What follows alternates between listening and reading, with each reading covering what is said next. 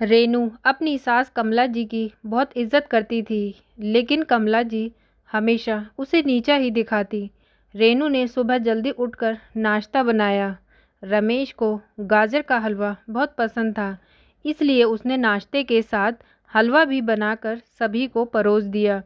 उसके ससुर राजेंद्र जी ने कमला जी को टोकते हुए कहा, लगता है देसी घी बहू के मायके से आया है। पापा जी, रमेश को गाजर का हलवा बहुत पसंद है, इसलिए थोड़ा सा बना दिया। और रमेश की तरफ देखने लगी कि शायद रमेश कुछ बोले। तभी कमला जी ने कहा, मैं सब जानती हूँ, मेरे बेटे का बहाना करके खुद का खाने का मन होगा। रमेश चुपचाप नाश्ता करता रहा। रेनू की आंखों में पानी आ गया। रमेश हलवा खाते ही ऑफिस निकल गया। रेनू बाकी घर के कामों में लग गई और कमला जी बड़बड़ाती रहीं। रेनू काम खत्म करके अपने कमरे में जाकर रोने लगी।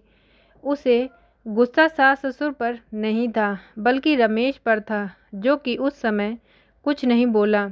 जब रमेश ऑफिस से आया तो रेनू ने उससे ये बात कही और रमेश ने बस ये कहा कि इस घर में मम्मी की पसंद का खाना बनता है, इसलिए आगे से कभी भी मेरी पसंद का खाना मत बनाना।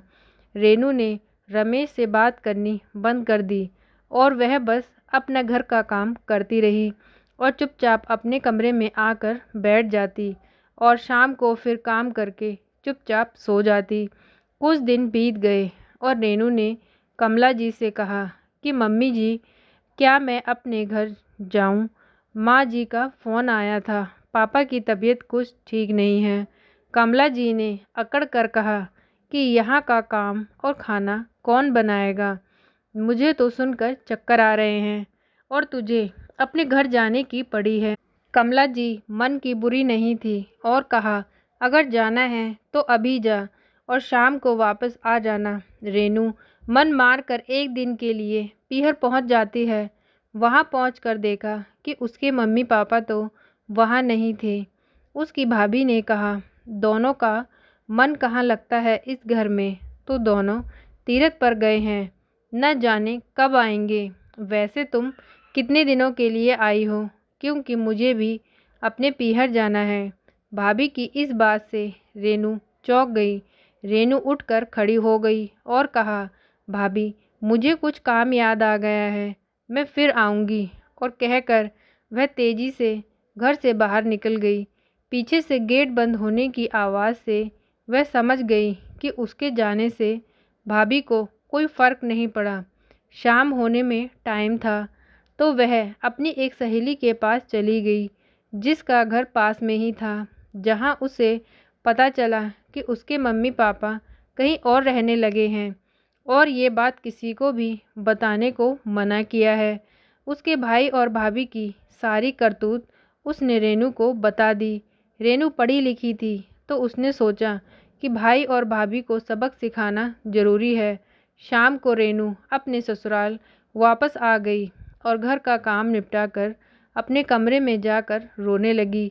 रमेश ने उसे रोते हुए देख पूछ ही लिया, क्या बात है, मम्मी ने ज़्यादा डांट दिया है क्या?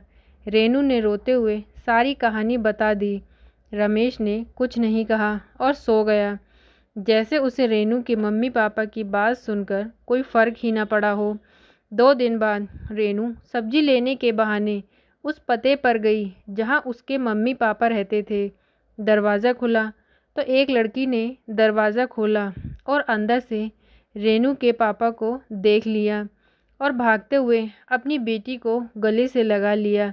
रेनू भी ज़ोर ज़ोर से रोने लगी, लेकिन रेनू को ये बात बहुत अजीब लग रही थी कि अपने ही घर से निकल जाने के बाद मम्मी पापा इतने खुश हैं, जैसे कि उन्हें कोई फ़र्क ही ना पड़ा हो। रेनू सारी बात पूछी और उसकी मम्मी ने बताया कि कल दामाद जी और कमला जी आए थे। उन्होंने हमें 40 लाख रुपए वापस किए हैं और कहा है कि ये आपकी अमानत है। रमेश अच्छी जॉब कर रहा है और अब वो बिजनेस नहीं करना चाहता, तो ये पैसे रमेश के बिजनेस के लिए थे। ये उधार अब हम और ज़्यादा नहीं रख सकते और आपको इस वक्त सबसे ज़्यादा पैसों की ज़रूरत है, तो हम आ गए। रेनू चौंक कर बोली, मेरी सासू माँ, और यहाँ वो तो मुझे एक आँख नहीं देख सकती, और आपके ऊपर इतनी दया। रेनू की मम्मी ने कहा, बेटी, आज हम जो भुगत रहे हैं शायद वो हमारे भोलेपन का नतीजा है, जो तेरे भाई और भाभी ने हमारे साथ किया। क्या वो तू चाहती है तुम भाई और अपने सास ससुर के साथ ना करें? रेनू को उनकी ये बात समझ आ गई और सोचने लगी कि फिर रमेश जी ने मुझे कुछ क्यों नहीं कहा। इतने में रमेश और कमला जी भी वहाँ आ गए और उन्हें देखकर रेनू ने कहा, मम्मी जी, मुझे माफ़ कर दो, मैं बिना बताए यहाँ चली आई। तभी माँ एक प्लेट में गाजर का हलवा ले आई, जिसे रमेश ने बहुत मज़े लेकर खाया। ये देखकर रेनू रोने लगी और अपनी सास के गले लग गई। तभी सास ने कहा, रोना धोना बंद कर। अगर शाम का खाना 8 बजे से पहले नहीं बना तो मुझसे बुरा कोई नहीं होगा। और ये बात सुनकर सब लोग हंसने लगे। तो दोस्तों, इतनी सी थी ये कहानी। आज की कहानी आपको कैसी लगी प्लीज़ कमेंट करके बताएं। प्लीज़ वीडियो को लाइक करें, चैनल को सब्सक्राइब करें। Thank you.